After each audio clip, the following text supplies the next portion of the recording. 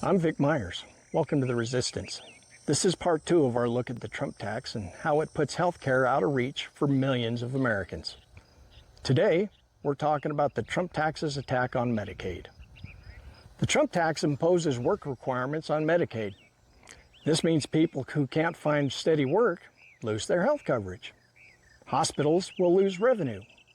Emergency rooms will fill up. And without Medicaid, those hospitals don't get paid. That's not an accident. That's a plan.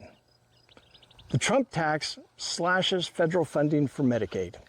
It pushes more of the cost onto states, forcing them to either cut services or cut eligibility or cut both.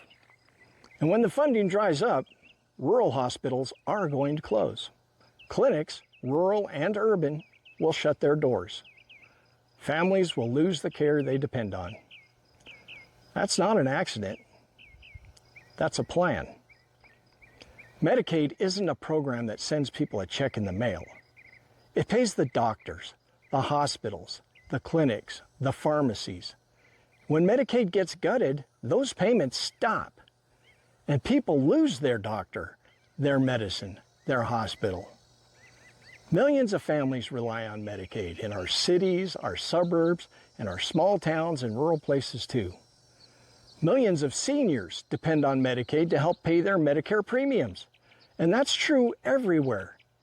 But it hits especially hard in rural areas where there are fewer doctors, fewer clinics, and no safety net. That's not an accident. That's a plan.